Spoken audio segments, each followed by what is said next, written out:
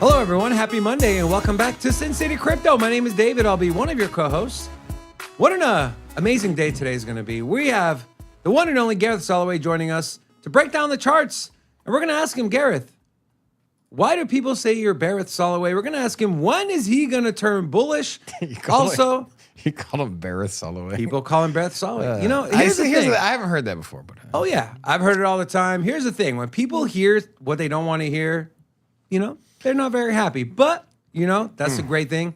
You do want to listen to people's opinions you don't agree on to make sure you get both sides. Either way, we're going to have him on the show. We're going to ask him those questions. We're going to look at a Bitcoin chart. We're going to take a look at optimism and big news from PayPal. They're launching their own stablecoin. And we have a few life hacks we're going to share with you. How to prepare if you're getting ready to go to Italy. That being said, I'd like to introduce you to your first co-host, Robin.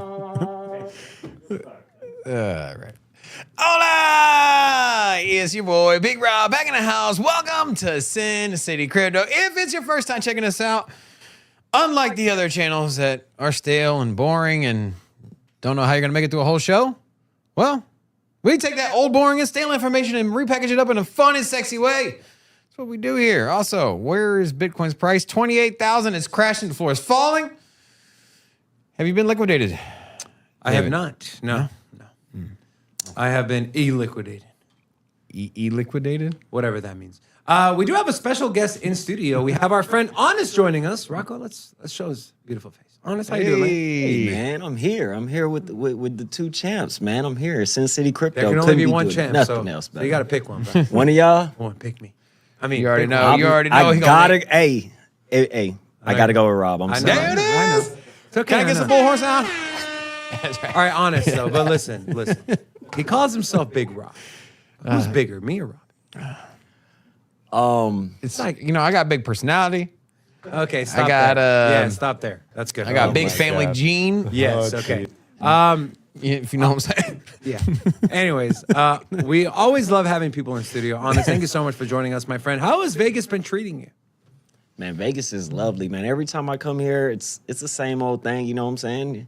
The strippers are still the strippers. The nightlife's still the nightlife. You just come here just to have a bunch of good times. But now every time I come here, I can chill with my boys, man. I realize is that we're Sin City Crypto. We haven't had a stripper on air yet. See, that's why. Hey, we need to bring some strippers on here because I'm sure there are some crypto-centric ladies of the night. And let's leave it at that. So. I heard the cryptobarbies.eth were some cryptobarbies.eth. Is that whoever bought that? Congratulations.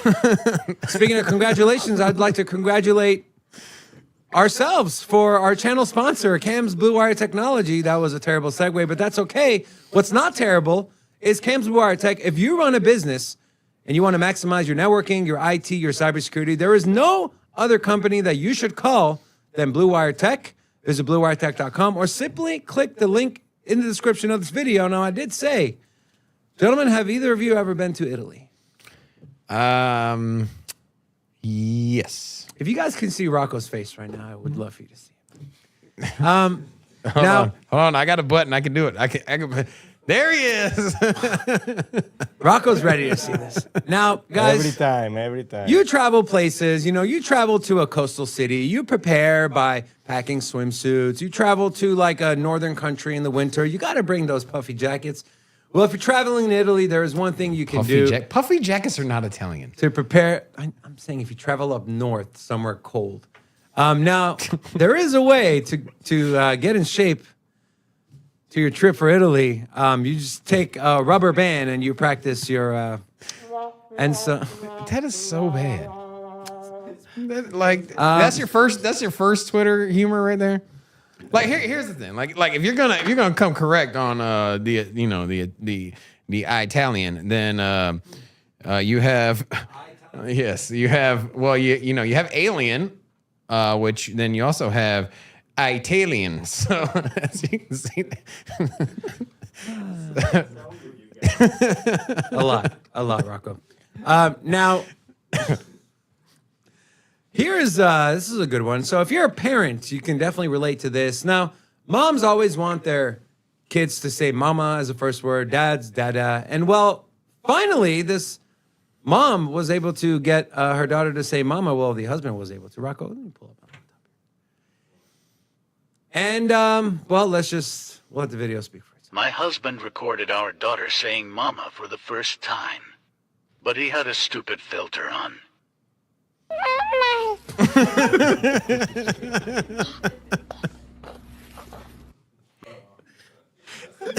is that a dog filter or like The zombie filter. okay. Oh, man. And then we have this. I don't understand the people that still have cats. And, well, it's just there. Exhibit A, why you should It's not me. have a cat. Stop! It's me.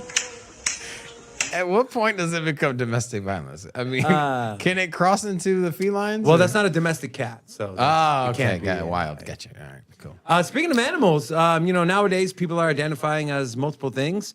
We saw a Japanese man pay $20,000 for a real life dog costume. Well, guys, there's a new animal in town, and well, that is a horse. Rocco, we might have to kill the music on this one, but so this woman identifies as a horse. You're kidding, right? I'm being dead serious. And so look at the form. I mean, just from far away, it does look like a horse, and then, so galloping in the area there. in the grass. Can't be good for spinal posture. You know? No. Definitely. Next thing you know, we are going to see. Well, if you are on the farm, It does tricks too. Look at that. it does tricks. I wonder if she's interested in black stallions.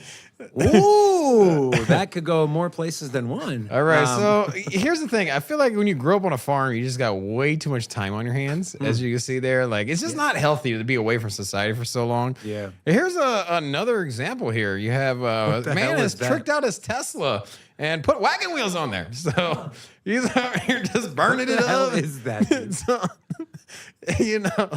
like I said, man, I just don't trust somebody that grew up on a farm. It's interesting. Yeah. What a good use of a Tesla there. Wow. Yeah. So, That's what people are. Anyways, this one there's no context. It was just Rocco. Are we gonna talk crypto today at No. some point? No. We We do got Gareth though, man. I'm so Gareth. excited. Yeah. Magic Internet Money's in the chat. Magic will be joining us. Believe this Thursday. Yeah. Well,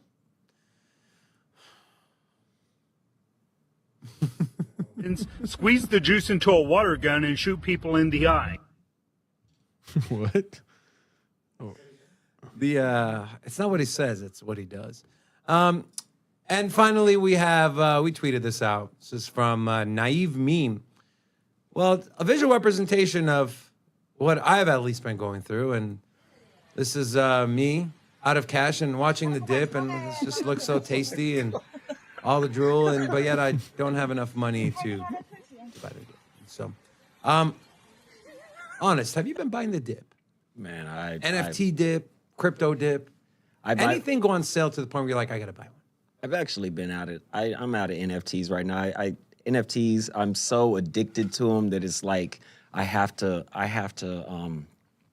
go to NFT Anonymous, and at this point I closed up my wallets, and I'm really just trying to get my crypto together, especially during these dips, because it's like NFTs ain't giving us no kind of give right now unless you're really DJing, and so.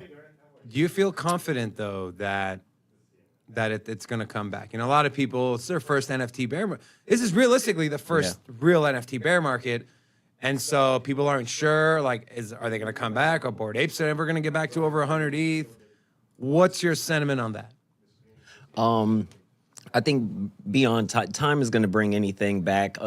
This is the precipice, the beginning of NFTs, of profile picks. So I feel like no matter what, 10, 15 years from now, people are going to want all these NFTs you hate having in your wallet, the ones that are at zero right now, just keep them in your wallet, because 10, 15 years from now, those people that live in the basement at their mama's house, they're going to want to buy those NFTs from you, man. Just They're stand saying they're by. collector's items. Then. They definitely will be collector's items. They'll be alpha NFTs, the first evers. So Okay, that's fair enough. Yeah. Just like what was the first NFT? The little coin things or the bubble. Anyways, Color coins. color coins. Yes. Now I do want to share something crazy here. An Ethereum whale sent 2,500 ETH to a burn address after finding out his girlfriend was unfaithful. Is there any reason, Robin, you would? Why? Yeah. Was it her Ethereum? Man, Is it? Is it because? she must have had some good, you know? man, Yeah. No, I'm not sure. Now, I do want to just kind of briefly go over, before we bring Gareth on, I want to briefly go over what is going on in macro, and that way we can, kind of forecast, are we going to see volatility? So as far as the U.S., we do have core inflation, so CPI and core inflation. That is coming out August 10th, so in 3 days, inflation rate month over month and year over year, followed by the PPI on August 11th, retail sales next month, as well as next week, as well as the FOMC minutes as well. As far as some of the cryptocurrencies here, let's take a look. ICP is having a fireside chat, AMA with BitTrue and Solana. That is happening today. Stablecoin pilot event. This is going on for Hedera. Speaking of Hedera, we will have Mance Harmon from Hedera joining us on Monday. And there was one more, I believe, that I wanted to go over. Oh, Hedera, yes. Staking rewards changed. So they're adjusting the max staking reward to 2.5% on Hedera. Are we like officially like a Hedera channel? I don't want to say like sponsored or anything like that, but you think like we're go-to information for Hedera? I don't know. We talk about it quite regularly. We have Mance on usually once a month. So I don't know. We'll let the community decide. yeah. Real quick, speaking of community, do want to give a little shout out to those of you that are new here. If you're new and you haven't said hello yet, drop a hello in the chat. We'll drop an hola back at you. We have, excuse me, sir. We have Robin the Cheat Sheet. Yeah, that's right. We got VIP Made TV, Ramsey, Arvind, Ginger P, JD Club, Addy V, also Dom's Bit, Charles P360, and Jesus S. So to all of you, hola! Welcome to Sin City Crypto. Also, let's get the likes up. We got about a 40% like ratio. Only 50 likes on the stream, 115 viewers. I'd like to set the club limit. What are we setting the club limit today? 200. 200? All right. So, Honest hasn't been here to experience a club. Vegas is known for clubs, and Sin City Crypto has, well, We have our own club. that's right. Yes. And so we'll It's a open virtual that, club. We'll open that thing up when we The get digital club. 200 viewers. No, was it 200 likes? 200 likes. 200 likes. So we're Speaking of likes, a lot of likes. if you like to hodl your Bitcoin, your Ethereum, your XRP, and well, let's just say you don't want to pay taxes when you start to retire and use that money, there is one company that you should set up an account with, and that is iTrust Capital, our second channel sponsor. If you click the link in the description of this video, you will receive a free $100 once you fund your account. And now, with that being said, I want to bring on our guest for today. It's been a very long time, and we miss having him on the show. It's none other than Gareth the God Soloway. Rocco, let's bet you. Gareth, how you doing, my friend? I'm doing well. Thank you so much for the nice intro. I appreciate that. Hey, man, we appreciate you joining us. I know you're super busy. I've literally seen you everywhere. Twitter, YouTube, other channels, your own channel. I mean, you're a But busy I've man. seen him in person down You saw him in person? Bitcoin Miami. man. So Have I met Gareth in person? I don't think I have. you know what?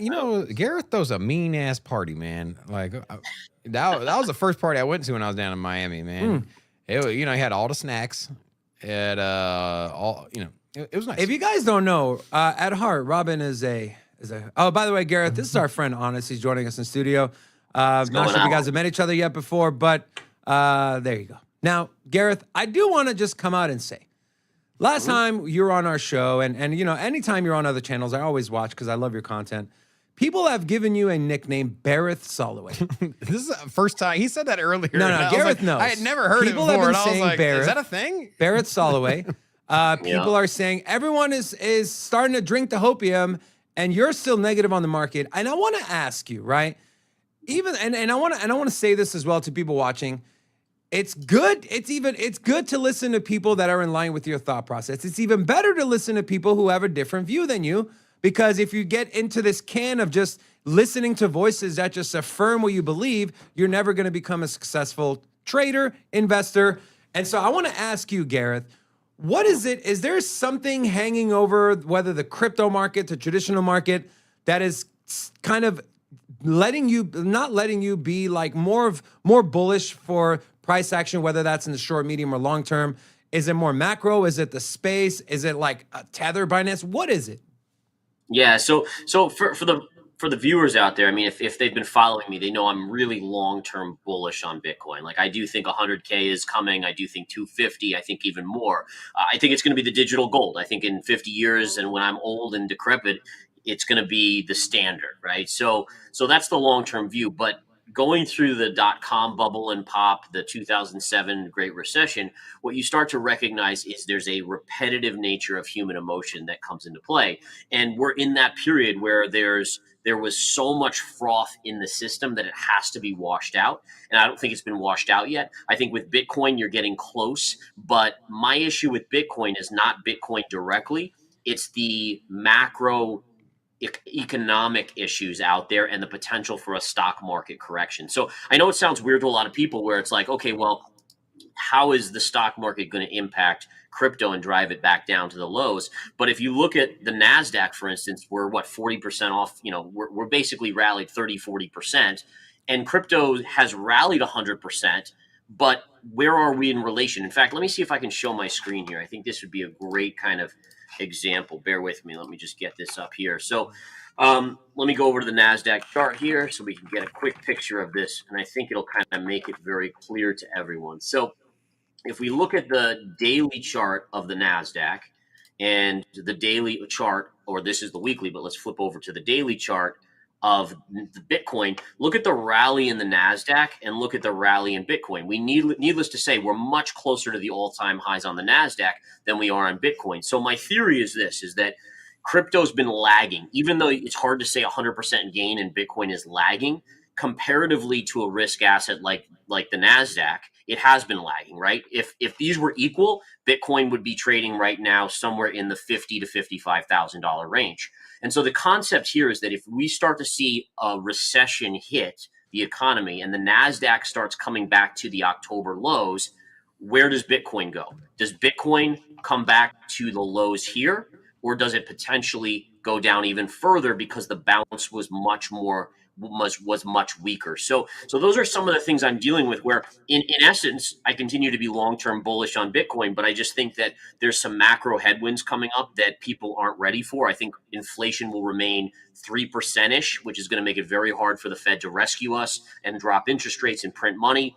And I think ultimately we are going to head into a recession, even though this narrative that's been spun now is no recession. Gareth, let me ask you this question, because, the ETF narrative, and I feel like more and more people now are believing that a spot Bitcoin ETF is going to get approved. And the first thing people say is, oh my God, that's going to bring so much money and liquidity to the market. Can the opposite be true as well? If we do get into a macro recession, now traditional money has access to Bitcoin, and well, we know what they do. They sell off stocks, and like it or hate it, Bitcoin and crypto are considered risk-on assets. Yeah. What are your thoughts on that? Yeah, so there is no doubt. I mean, eventually I do think Bitcoin is a gold type thing where when you have a risk off scenario in the stock market, Bitcoin could actually go up. But that's not what we have right now, right? You've seen glimmers of it, because the way you know there was glimmers is because when Silicon Valley Bank failed and the banks were failing and people were actually pulling their money out of banks, we saw Bitcoin actually go up during that period. So it did tell us that there's hope that eventually it switches, but you're not seeing that correlation stay. And so it's still a risk asset, which is, again, exactly my point here, where if the NASDAQ starts to sell off due to, panic that we're heading into a recession and the Fed can't print us out right away because inflation's so high, you'd have to assume that selling fear, that fear that's driving the stock market down, would translate over into crypto as well. That makes sense. Gareth, I want to share a tweet with you, and I want to get your opinion. So this is from Quentin Francois. He tweeted this chart, and let's take a look here. So here you have broken down into years, right? And so on the bottom it says bear market 2011, 2014, 2018, 2022. Then we have a pre-bull market, which apparently, according to this, is where we're at now. Then you have the first bull run and the second bull run. Are you seeing more of the same as far as market structure for Bitcoin? And I know we've asked you this pretty much every time you've come here, but do you still believe the bottom is in for Bitcoin? And if you want to talk through that with a Bitcoin chart, please feel free to do so. Yeah, so first off, this is the coolest chart ever. I mean, to put that together, I give them a lot of credit. That's really cool. So you're right. It looks like we're playing out the cycle, the 4-year cycle, exactly as the last few cycles have been. And so as of now, this is fine. But again, the question I would just pose is, in previous cycles, what has happened when the stock market? So let's say the stock market doesn't behave in the way that it has. And I'd have to go look at this and see exactly, and maybe one of your viewers can do this, but what has the NASDAQ done, for instance, in that 2024 period and 2025 period versus past 2020, 2021 to 2020? We know what the markets were doing. They were ripping higher after COVID. So we know that the NASDAQ was insanely strong. So I would just be curious to go back in these previous cycles and see, was there a 2024, 2025 period on those years going back that the NASDAQ actually had a dump? And if it did, that would be a positive for Bitcoin. To see Bitcoin still performing like this, that would be a positive. If you can't, and the NASDAQ was always rallying during these years, that's problematic. That could mean that the cycle is not going to play out if the NASDAQ declines. Okay. And then is there any other risk assets that you kind of look at outside of the NASDAQ that you use as a gauge to where the crypto markets might move, like particularly like maybe AI or something? Or do you just broadly look at the NASDAQ and maybe the S&P 500, or are you looking anywhere else when trying to gauge movement in Bitcoin and in the crypto markets? Yeah, so I think at least for crypto, it's very much related to the riskiest assets, right? So Nvidia would be one, which is AI related, and again, it's known as kind of the run on tech and the kind of the hottest out there. I think Tesla was that in 2021. It's kind of diverging now. If we flip over to a chart here, we can see again Tesla's down today. It's kind of been cascading lower. Interesting little note here, and again, let me just split up my screen here. So if we put Bitcoin over here, it's interesting to see Tesla high here. Looks like, honestly, it coincided with the chart of Bitcoin making the high right here as well. Almost perfectly right there. So again, these are the stocks. And interestingly enough, a lot of crypto people are very into Elon Musk and therefore buy Tesla stock. So there's this coordination between risk on in Tesla, Bitcoin going up, risk off in Tesla, Bitcoin going down. So I think that and Nvidia would be the two ones that I would go to. And then just flipping back to Bitcoin here, I just want to show you guys here, just for everyone there. And again, being clear on this, Gareth Soloway, I don't mind the nickname, but I'm very much a trader, right? So Yeah. If you look at the price action, if it hits support, I'm going to be buying it. If it hits resistance, I'm probably selling or shorting it. Now, my macro thesis is still that we're down. Eventually, I'll flip into a bull once I think the bottom is in. But just to kind of give you a sense here, here's a major trend line on Bitcoin, right? This upsloping trend line. It's basically connecting all of these pivot points. It's a perfect line. So if you come down into that level, that's technical support, and you want to see Bitcoin hold that. If Bitcoin doesn't hold that, that would be where you would get those warning lights, those flashing red lights, because it's not holding its uptrend trend line. So if it trades below, let's say, 27,000, that would be problematic. As long as it holds this level, then you actually could catapult off of that to new highs, new 52-week highs. So this 27-ish thousand range, 27.5, watch that really closely. key is Bitcoin needs to hold that and then start trading off of that in a strong manner. Now, Gareth, we did have the likes of John Bollinger, you know, the creator of the Bollinger Bands, come out and say, hey, this is the tightest the Bollinger Bands have ever been on Bitcoin. We know volatility is at like a 4-year low. And, you know, you're the master trader here. But from my personal experience, you get those Bollinger Bands start to super tighten. You know, the longer and tighter they get, the bigger the move. Now, the question is that move going to be to the upside or to the downside? What are your thoughts as far as that? If you had to kind of put probabilities on it. So again, one of the things to note is that you're right. When volatility gets sucked out of something, it's usually a precursor to some major move in one direction.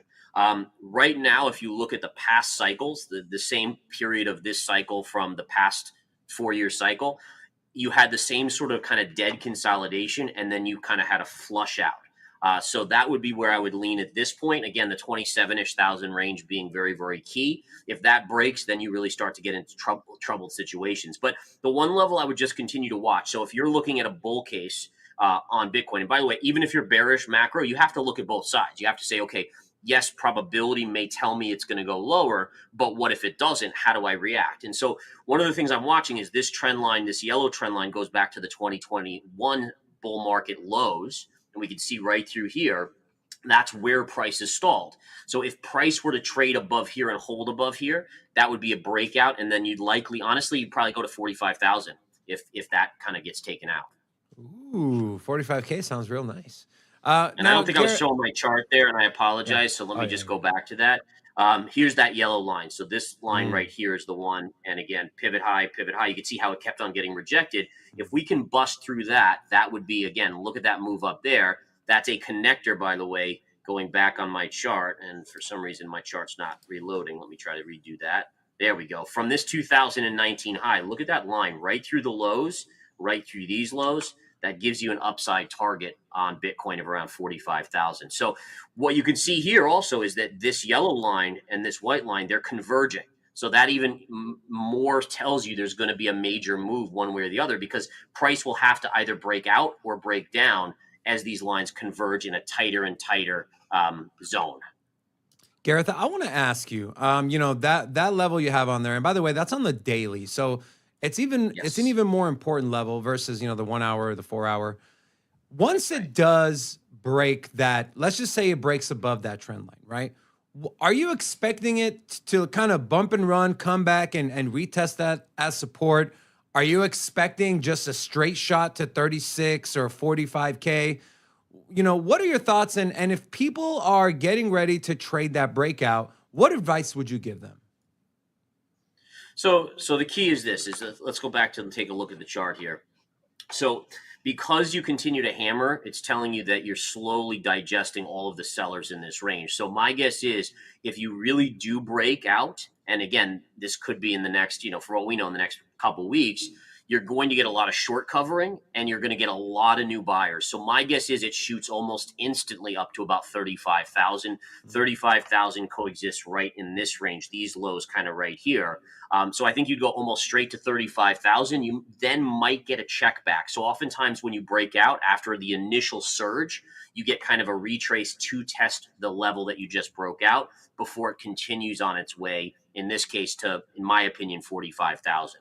So again, probably an initial real powerful surge where everyone goes, holy cow, look at that. And then it'll eventually stall out because of lack of buyers and come back in a little bit before the next move. That makes sense. You know, there's, I know we were talking about price, the price really not moving much and having a lack of volume. Well, I don't know if you guys, just on a little side note here, you have, here you have the Bitcoin price last month. So in the last 30 days, we've seen the Bitcoin price really not a little dip, a little rally, but essentially Back to square one. yeah, we've just been hanging out at this 29,000, man. It's just, you know, I feel like we're about to break out, and then, well, no, we're right back where we were. I mean, it is remarkable, right? Because in a way, you could argue that, you know, Bitcoin is breaking people's stamina because of not price action going down, but it's just not doing anything. And it's almost like boring you to death, where it's just like people are like, what the heck? I'm getting bored with this. And I think in a weird way, the stock market's become more volatile than Bitcoin. And it's actually probably drawn money away from crypto because of the lack of volatility into the stock market, which is more volatile right now. Do you think that'll flip? That's You think that interesting. in perhaps a year from now, and you have the halving, the ETF, say we're to go to live, for example, do you think that that narrative will flip and maybe we'll have the traditional S&P 500 just slowly crawling up like it has in the last 12 years, and you see Bitcoin with massive volume swings and volatility and breaking new all-time highs, or do you think that we'll get back to that narrative, or do you think this kind of consolidation is more normal? I do. I mean, I don't know when we'll break all-time highs, even though I do think it does happen probably in the next 5 years. But I do think the volatility will come back. And I think it's going to be a combination of the stock market will get clear, which will increase volatility in Bitcoin. But also my guess is if interest rates continue up, you're going to have more problems with banks. And you'll probably see potentially some buying because of that aspect too. So again, the higher interest rates go, and I was just doing some charting on the 10-year, and I'll show my chart here on the 10-year, but it's actually looking like we're going to head higher on yields, right? So there's this trend line going back to this area here, and my guess is we're headed up to about 4.5 on the 10-year. And if we remember, there's two things, right? So this high right here on the 10-year, that was when the markets bottomed. So when the yields topped out, the stock market bottomed in October, which basically was Bitcoin's bottom. And then this secondary top is when the banks started to fail. And so what we know is that every time you get a big pop out of the yields, it's putting pressure on the banking system. And so in a weird way, you'll have to see, does that end up causing issues in the banking system, which could cause a new move into Bitcoin for money. Yeah, and Jacob in the chat said, not to mention student loan repayments coming in hot less than a month, and then that takes liquidity away from the markets as well. But it was intriguing what you speaking of chat, I just wanted to a quick shout out. If you guys are new here, say hello. But let's show Gareth some support here. If you're enjoying the content, let's show them how we do it here. Drop an hola in the chat, and I'll start the hola chant. I'll put the first one in there. We have about 250 people watching. Let's see if we can get 200 holas in the chat. Let's spam the crap out of this thing. Yeah. Speaking of now, Gareth, on a lighter note, some traders, and I don't know if you do this, some traders trade in, sectors, categories, right? Tech or health and services. Well, crypto also has categories, and I'm curious, there is a new category introduced by CoinGecko. Will you be trading the brand new alleged securities category?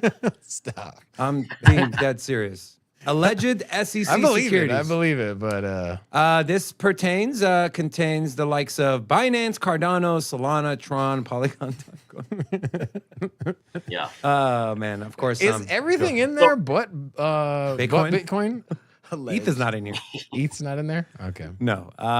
Man.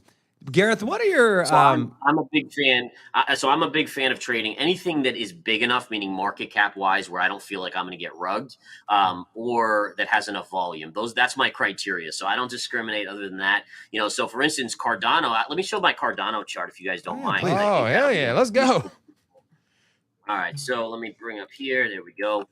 So check this out. So Cardano, actually, and these are swing trade levels. I want to say that. So these aren't like long-term investable levels for me, at least. But there's this downsloping trend line, and you can see that we started to come down to it. But if we get down to like 27 cents, I would start nibbling there just a little bit. On Matic, which is Polygon. Polygon actually kissed a little technical support today right here. Next level would be around 61 cents. But you're starting to get these things to come into levels where you might get a technical bounce out of them. And again, a bounce could be, on something like Matic, you're looking for a move back to like 73 cents. So now percentage-wise for me as a swing trader, that's pretty good. For some of you guys, it may not be worth it. But even on like Solana's right here. It's holding on to this support. I'm not a buyer here, but if it were to dump to this area down here around $16 or so, 16 and a half, that to me is a convergence of two major trend lines, and it's tradable. So again, you don't have to be, you could be macro bearish and still go long. In fact, I'll just show this here, guys. This is my track record, and the only reason I'm showing this is because short, long, long, long, short, buy, and the buys are the same as longs. But you could see is that as a trader, you can be bearish on the bigger picture or the midterm, even if you're bullish long term. And you can also still go long in a bear market, which is amazing as long as you can read the charts. So it's the beauty of trading is that you can actually make more money that way by trading long and short in a bear market or in a bull market. Gareth, we always slot you for like 15 minutes, and then we always keep you longer. And I'm sorry, but I'm Okay, not sorry. man. You're just, we're going to let you go soon, I promise. I do want to ask you. So we got news. PayPal is launching a stablecoin. And I wanted to ask you, we don't do a lot of macro charting here on Sin City Crypto. So how has the PayPal stock reacted to this news? And in your opinion, is it a good buy, long-term hold with this news? You know, what are your thoughts on that? Yeah, I mean, so the PayPal reported earnings last week and they were horrendous. So the stock had a big drop here. You could see this big move down today on that news. It's either the fact that the stock's oversold or it's on the news. I don't know which one, but it is getting a small bounce. But I mean, this is the kicker, right? Is like I don't understand the use case for all of these stable coins. Like, why do we need 1,000 stable coins? I mean, you're going to get CBDCs, you're going to get stable coins. You already got Tether, USDC, and now everyone is putting out a stable coin. Like, again, I just don't understand why we need these personally, nor the purpose of them all. I could be wrong, and again, there might be a purpose, but to me, it's a waste. It doesn't make me like PayPal anymore at all. It's kind of a non-event for me. Fair enough. And then one more chart, Gareth, if you could do us a favor and take a look at. So Optimism, OP, is the ticker symbol. It is a layer 2 on Ethereum. And the reason we're bringing this up is because Coinbase's layer 2 is launching in 2 days. And well, we know it's built on Optimism, on the Optimism stack, and they use OP for gas. So, we saw daily active users surge. We saw total active addresses surge. Everything is surging in the Optimism ecosystem. What is the chart for the OP token looking like?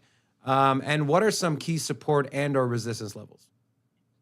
Yeah, so actually, this chart is assuming I'm looking at the right chart, and I've never looked at this before, to be honest. Yeah, that's it. I mean, it doesn't look bad to me. I mean, it's put in a low in June, and it's slowly been grinding up. That's as opposed to a lot of other altcoins that have started to pull back quite a bit. This hasn't yet. The only thing you're watching here, and this is pretty clear, is if you look at this. So during this bullish run over here, this was your low pivot right in here. And you can see this level here, it kind of coordinates right with that high. So if we drag that across, that to me is the level you're watching. So if you're a bull on OP, you need to take out 182 and stay above 182. If you take that out, then you actually could continue up substantially. Let me just do one more trend line here that I'm just kind of curious about. All right, so, well, that's doesn't help the case that much. So check that. So anywhere between 182 and 188, that's resistance. So if you get through 182, that's great, but then you got to deal with 188, 190 area right here. So suffice it to tell you this is like on this chart, let me just see if I can find some stuff to put on here. All right, so we'll do, this is kind of like your zone where you're kind of like, okay, and then, and I'm just, by the way, having fun now, but I love it. This is where you want to be. You want to be up here. You get priced up here.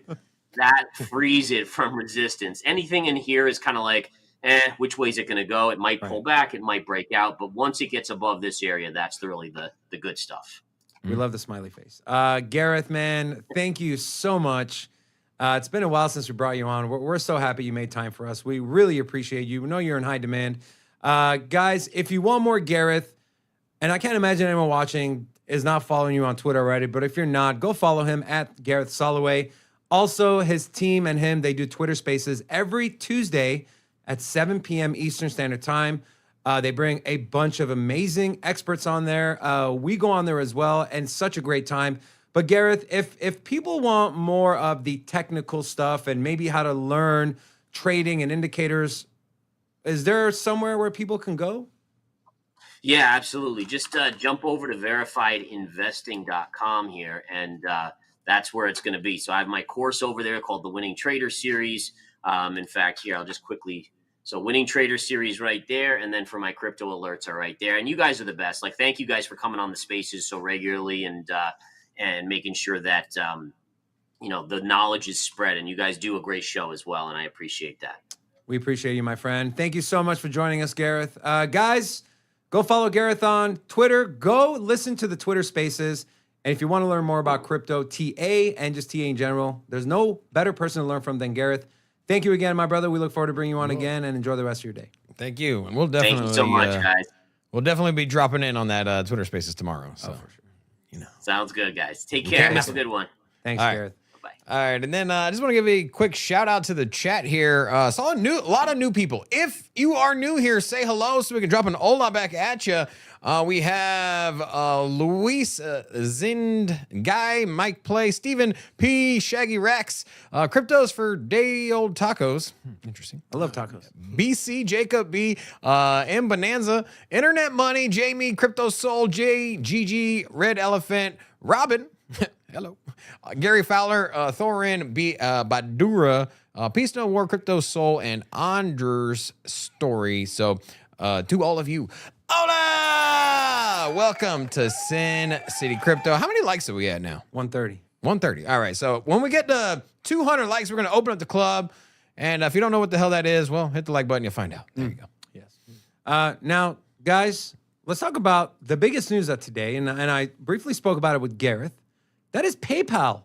So PayPal is issuing a dollar-pegged crypto stablecoin that is built on Ethereum and issued by Paxos. Now, if Paxos sounds familiar to you, well, they were the company that got the cease and desist from the government from New York, Southern District of New York, as they were minting the BUSD tokens, or the stablecoins. And, well, they're back in business. Global payments giant PayPal is entering the crypto market with its own dollar-pegged stablecoin. The Ethereum-based token will soon be available to PayPal users in the U.S. and is the first time a major financial company is issuing its own stablecoin. Users can transfer PYUSD between PayPal and supported external wallets, fund goods and services purchases, or convert any of PayPal-supported cryptos to and from PYUSD. Now, a couple of things I've highlighted. It can be easily adopted by crypto exchanges. And as I mentioned, it is issued by New York-based company Paxos Trust, fully backed by U.S. dollar deposits, short-term treasuries, and similar cash equivalents. It is redeemable for dollars at all times. It can also be exchanged for other cryptos available on PayPal's network, such as Bitcoin, Bitcoin Cash, Ethereum, and Litecoin. And it will soon be available on Venmo. Now, I want to start with Honest here first. Honest, what are your thoughts on PayPal entering in general? And does this bring, not stability, but does it bring the allure of, hey, all right, crypto's legit now, PayPal's in? Well, what are your general thoughts? My general thoughts are I'm scared for the market because whenever we get news, any kind of weird news like this, it doesn't even make no sense. It seems like we're about to be at the top of the roller coaster again. So I'm just the guy with the tin hat on, and I'm kind of spooked about this because as we were discussing, it's like, where's the SEC now? They have there's all these great companies that are doing great things, and they're getting bothered and bullied by the SEC, but then you got big old PayPal comes out here, and now they're just they don't care. They had all these issues, and now they're in the crypto market. So I'm kind of scared. It seems like good news that people will start FOMOing in, and then at that point they'll get spanked. Robin, are you surprised that there's no stablecoin clarity? We know Congress is working on stablecoin bills. We saw BUSD get shut down. We saw a couple other ones under scrutiny. Are you surprised that PayPal, a publicly traded company, decided to launch it now and maybe not wait to get that stablecoin bill? Or do you think they know something we don't know? PayPal is a payment services on the internet. And there's no surprise that there's no surprise that they have Bitcoin as an option, right? It's no surprise that they have stablecoins now. And it's no surprise that they decided to have their own stablecoin. I think this is going to be more the par for the course here in the future. I mean, it's no different than having gift cards, right? every retail store has gift cards, and that's essentially what a stable coin is, right? Hey, give us your dollar cash, and then you can use our in-app currency. We see it already in video games, for example. You load up $20 and you get, you're not getting a stable coin value, but you're getting the in-game currency. And so that's essentially what you're doing, because people are using PayPal as banking services and also as a wallet to make purchases. Now, here in the States and in Europe, we are spoiled with banking services. We have the ease of going and getting a checking account. However, in other parts of the world, it's not as easy. And it might be a little bit easier to transact by just downloading PayPal on your phone and then finding a way to onboard your currency into that system. And a lot of things are priced in dollars. And so if you live in an African country, you want to pay for something in dollars, for example, because it is the world reserve currency and you're buying something international or you're sending remittance payments, whatever the use case is. If you're transacting in dollars and you only have PayPal, well, it would make sense that PayPal would offer a stablecoin. Now, do they need to go and launch their own stablecoin? That's up for discussion, I guess. But in a business point of view, from just operational standpoint, it makes sense. And if everybody else is doing it, why let Tether capitalize that market when you're a payments infrastructure? Why not have your own token floating around there? I do think it's very interesting that Elon Musk launched PayPal. He is offering crypto integration, market services, and Bitcoin, a lot of other crypto services to come on his app, and that would essentially be a direct competitor to PayPal, right? And so what I think is happening in the broader space, what I think that we should zoom out and think about or have an open discussion is this leading to a shift? Is Elon Musk, is he driving the shift from traditional banking services and payments from banks and perhaps your traditional like Venmo? It's crazy saying Venmo traditional, but I think there is going to be a new wave of payments that is going to be integrated into social media. And with Venmo and PayPal, I could see a situation where all of this is just intertwined into Instagram and TikTok, for example. And you're just connecting your wallet. The same way that you log into TikTok or something with Facebook. You know how that's a thing? Like you can log in with your email with Facebook. You're going to be able to log in with your PayPal account eventually, right? And then you want to tip or pay or send whatever it is, that's how you're going to do it. Or Ucount or X account. And this is where we're going with fintech and social media. It's all bleeding together. And if you don't offer these services, somebody else will, and somebody else will allow that login into the platform. So for me, it's a no-brainer. I mean, you just take a look at what this means for the United States, for the dollar, right? There's an attack on the dollar, right? De-dollarization is happening. You have countries starting to settle trade with currencies outside of the US dollar. You have the whole BRICS narrative. You have India emerging. You have China, the digital yuan. And well, some people in Congress look at stablecoins as a direct competitor. I believe the opposite. Because what is PayPal going to have to do as they issue these stablecoins is they're going to have to go out and buy these treasury securities. And we all know the treasuries market, especially now where you can get 4.5%, 5%. And that was kind of among the macro people. That was the narrative is, okay, the timing makes sense because PayPal can make 4.5% on the back end by holding these treasury securities to back their stablecoin. And they save money on fees. You're talking about card fees like from Visa, MasterCard. They save fees on that, which they can pass down to their consumer. And on the back end, they're earning 4.5%, 5%. Not that they could have done that anyways, but essentially it's being funded by people using the stablecoin. It's not their own money, right? And so to me, this is a great thing. Also, Gareth did mention, do we need all these stablecoins? And I don't really have an answer to that question. But what I do know is competition breeds excellence. And for Tether to sit here and have 80 to 85% market dominance, and I'm not saying that's what they have, but that's the way they're going, right? After Silicon Valley Bank went under, USDC went from 52 billion to under 35 billion, and Tether continued to grow. We all know everything, all the FUD surrounding Tether. I don't think anything is going to happen to Tether because I do believe they're too leveraged in the Treasury's system of the U.S. And, if we take a look at Tether, how much U.S. Treasury securities they hold versus countries, they're in the top 25. And so it's beneficial for the United States to have Tether operating and continue to grow, but I also think competition is great as well. I do want to pivot to a video. Real quick, just a quick super chat from on this subject as well. I figure it's a good talking point. Alex81, $5 super chat says, with all these stables, we're witnessing the privatization of currency by companies. It's scary, and it goes against what crypto stands for, is what he says. I share some of that. But I think that It's a free market, guys.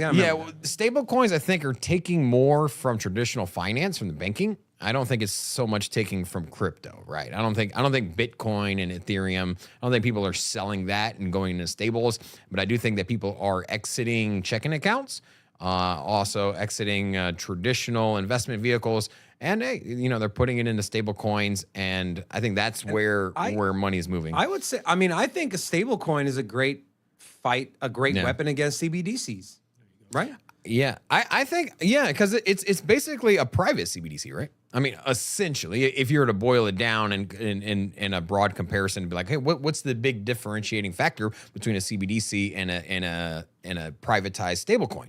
I think it is, CBDC can be manipulated by the government and controlled, and those control features can't be implemented by a private industry, right?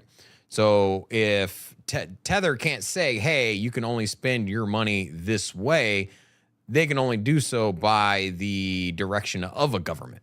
And so unless a government control... And guess what? If they did, you would just not use Tether anymore. You would use USDC. But with CBDC, you can't do that. That's the beauty of a free market. So, if anything, if you want to make a discussion about just having freedom when it comes to spending money and having your own voice there, I would recommend more stable coins, right? Because then you have the options, and it would be more difficult for the government to control and regulate every single one to a fault.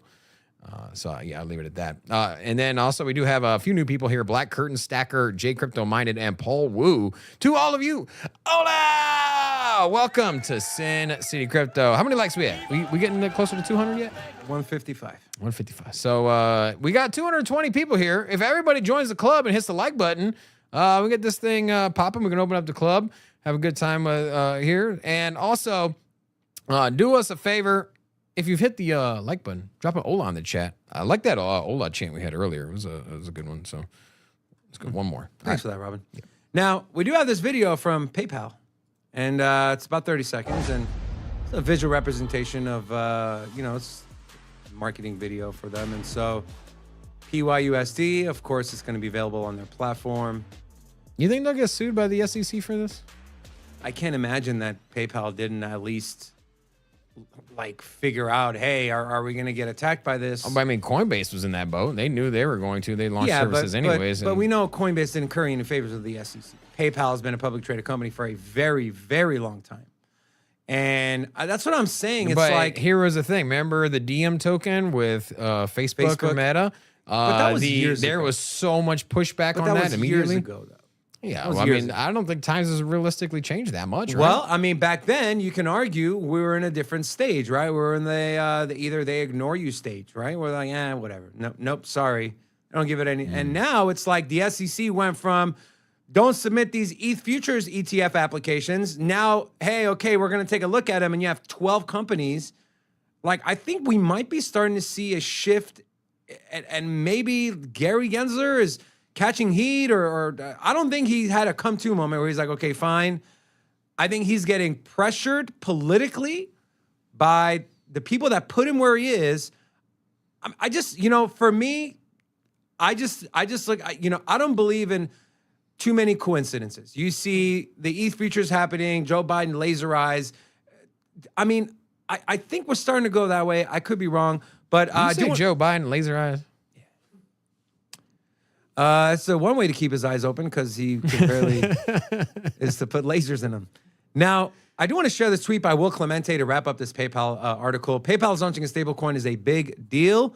They're going to bring stablecoin access to an enormous user base, 426 million active accounts, over 50% of online payment processing, and over 57 million transactions per day.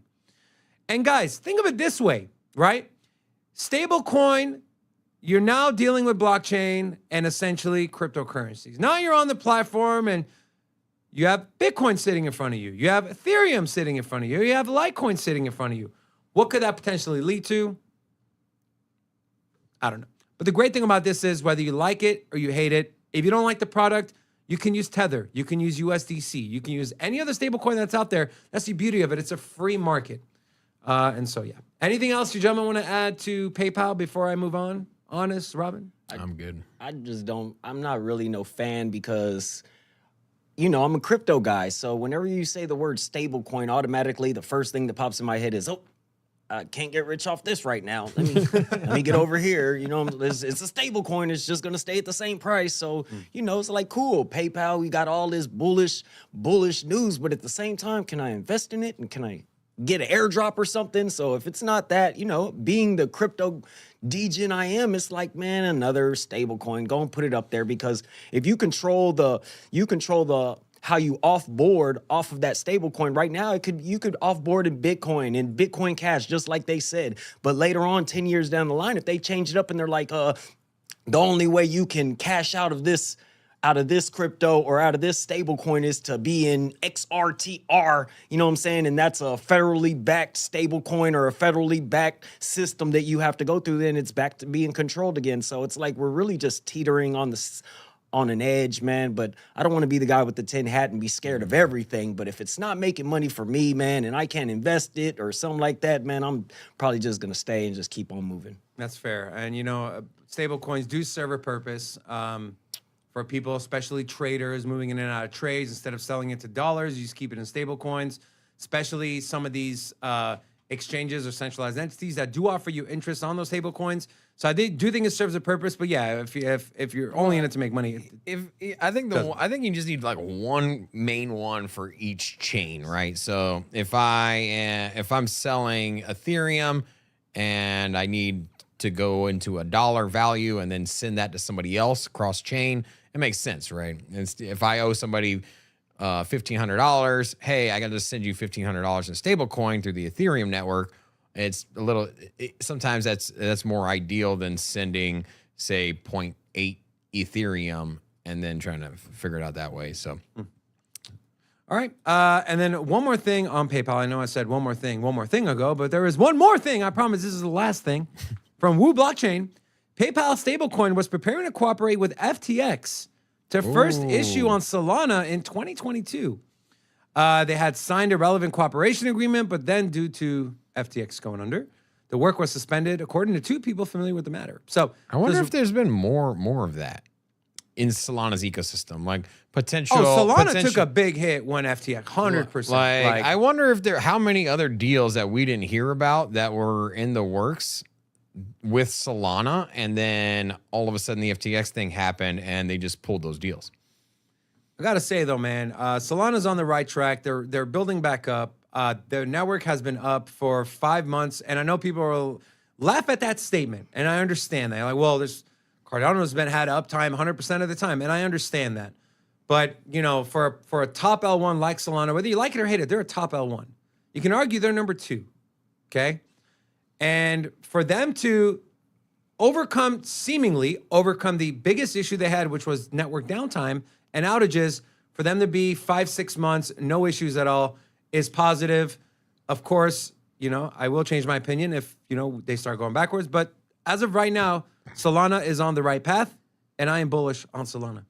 Another thing I'm bullish on is Cardanzo, as Jim Cramer says. Cardano's Mithril mainnet beta launch has been finalized. Cardano, one of the leading blockchain platforms, has hit a critical milestone with the completion of its Mithril mainnet beta launch. Now, guys, Cardano is in the last phase of its roadmap, okay? The era of Voltaire, which would essentially make the chain like completely decentralized. Like IOG, Charles, it's all in the hands of the community now, and that's where we're headed. The team is gearing up to release a new distribution in the near future. At its core, Mithril introduces a novel staking-based protocol designed to revolutionize the way Cardano network nodes verify the legitimacy of blocks. This innovation eliminates the need to download the entire blockchain history, significantly expediting the block verification process. Mithril empowers network nodes to engage in decentralized decision-making, which, as mentioned, goes in line with the Voltaire era. As the network's nodes synchronize more swiftly, transactions become more secure, and governance becomes more democratic. Cardano's potential to shine in the world of crypto is expected to become increasingly evident. I do want to note, TVL on Cardano has soared. I think it's added another $280 million.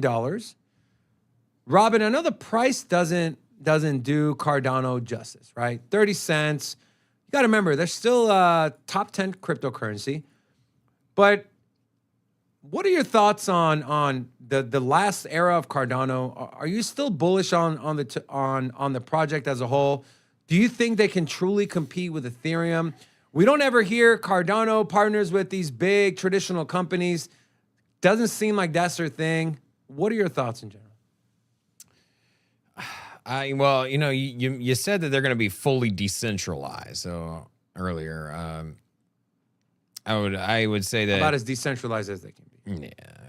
Yeah, they're definitely, it's proof of stake. There's a lot of people that are, the staking pools are set up in a way that they can only get so large. So the decentralization side of it is better than other chains. Definitely the right direction as far as taking your hands off the steering wheel. Is that a good thing? Here's the thing. We always just take into an account, or we always discuss the fact that, more decentralization is good. And in its theory and in practice is different, right? And when you have somebody that can make decisions, because we've seen them have hard forks in the past that didn't 100% go smoothly, and you can address those issues and fix it when you have a little bit more centralization points. And if you got your hands off the steering wheel, and I'm not trying to slight Cardano here, but just to think about it, we always just assume everything will work perfectly. But as you reach more decentralization, it becomes more difficult to intervene if something were not to be ideal. Isn't that the point of being decentralized, Robin? No, it is 100%. But here's the thing: when Bitcoin's slow, right?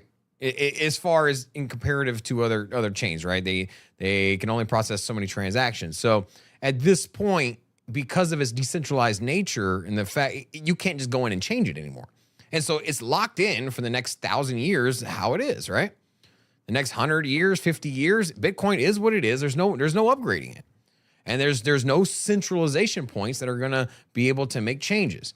And so for that, it's kind of like a time capsule. It is what it is. It's like buying a computer and committing to only using Windows 95 for the next 30 years.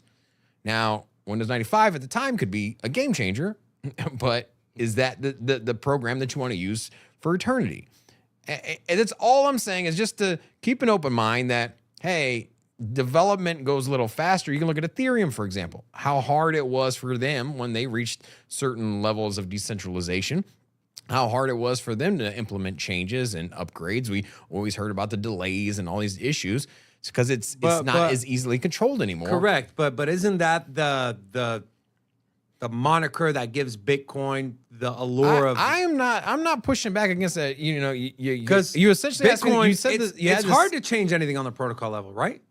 We've had like two. Yeah, and you mentioned that before. I'm not saying that it's bad. I'm just saying that, like, hey, upgrades, changes, addressing issues will become fundamentally slower and it'll be harder. And that's all I'm saying. And when you have centralization, you can make changes on the fly, right? But when you put the power into the community, and you use a voting-based system and staking-based system, it's not all 100% beneficial. Now you can say, hey, I gain this and lose this, so I gain 3 or 4 positive utility features for it, or there are better use cases in decentralization, or less risk of attacks or a little bit more fair for certain people. But that's all I'm saying is that I know we always just say, hey, decentralization, that's great, but there's definitely pros and cons to both. And I do think you need both. Some will decide to build on more centralized chains. Some will decide to build on more decentralized chains. Now, I do want to give one last shout out to channel sponsor, Blue Wire Technology. If you want to learn how they can help your business, visit bluewiretech.com or simply click the link in the description of this video. I want to thank our in-house guest, Honest, for joining us. Also want to thank our virtual guest, Gareth Soloway, for joining us as well. And I want to thank you for watching. Honest, if people want more Honest, they want to follow you, where are you most active? Where can they find you? I'm on Twitter. I'm a Bored Ape. It's you know, I'm a big Bored Ape advocate, man. I love the community, just like I love pretty much a lot of these crypto communities, YouTube influencers, man. This is where you need to be at. If any of y'all are wondering what you got going on, man, it's all about not even getting. That's hard to say. It's like, man, everybody wants to invest right now. Crypto people, they want to invest, but really what you need to be investing in is your knowledge. Knowledge is the best thing to invest in right now. Your knowledge, because, you know, like you can invest right now in market crash. You ain't got nothing to put back in at the dip. Now you sitting there waiting, crying. So it's like right now, your knowledge, man. Everybody just don't slow up, man. And that's what we be pushing our group. You know what I'm saying? We teach people financial literacy through really like unstable neighborhoods, and we just trying to give back and stuff. So it's like all we push to people is, man, yes, crypto's cool. Crypto will make you rich, but you by yourself becoming knowledgeable about this stuff and knowing what these people are talking about. Y'all are already on the first step being here watching this show. So the next step is just to keep on going, to get off this show and go somewhere and do some more research on what everybody here was talking about. That's some great advice, man. You know, they say knowledge is power, but that's true. And not only will it help you just in general, but when you make your investment decisions, because guys, you're at the ground level in a space that is going to revolutionize the world of finance. It's going to revolutionize the world. I truly believe that in my heart. I know Robin does. I know Honest does, because he spends his time literally teaching people that. And so, I mean, you're at the ground level. You have such a big head start from the masses that are going to be joining us in the next 5, 10, 15, 20 years. You get ahead of the game, man. You're gonna reap the rewards of a life that you're never going to. You're never gonna be rich or in the ideal financial situation if you just simply go to work and clock in and out and work 40 hours. Like, the system is just not set up for success that way. Maybe you get a good enough job to afford a car and a house, but that's gonna be the pinnacle of your life. And so I always recommend to take your money and then use it as a tool. And, well, we like crypto. That's where I'm putting my money. And I honestly believe, like, this is an opportunity of a lifetime. You talk about your family tree. You could literally be the branch that started the family wealth and carries your last name generations into the future. And so with that being said, guys, thank you so much for tuning in. Go follow us on Twitter. Go follow Honest on Twitter. Go follow Forrest on Twitter. Go follow us everywhere. We do have a new website up, sincitycrypto.io. Go check it out. Give us your thoughts. We're curious. Also, speaking of being curious, if you're curious about how to help this channel and support it, there are plenty of ways to do so. Also, go buy some merch. Don't be cheap. If you're a whale member, you do get 10% off. And I'm tired of talking, so Rocco. What's up? Tornado, go to the back. Guys, thank you so much. It was an amazing start to the week. Come back tomorrow. We have 2 special guests joining us. Mind Your Biz and Gary Cardone. On behalf of all of us here, we love you guys. Until tomorrow, peace. Crypto, everybody know we here for entertainment and info. Gonna show you how to get that big dough. So every day stay tapped in for big facts, no capping. With Bitcoin, if you're in, then you win. We divide the pie with no fraction. It's Big Rob, David. I spit the game, but they gave it. Name the coin, it's your favorite. I got dry powder, why save it? To the OGs, new beginners. Special shout out to the whale members. Buy the dip, sell winners. Ain't really nothing you can tell sinners. Tune in for the latest new flavors. They gonna teach us mean coins. They polarizing like barbecue chicken pizzas. I laugh with a major grin. Laggers, we trade them in. Baddies, they came to sin. And sinners gon' play to win. Screaming, hola, till my bags are flowing over. Hold ya to the moon and to the solar. Won't I? Don't be letting FOMO control ya. when the finger tornado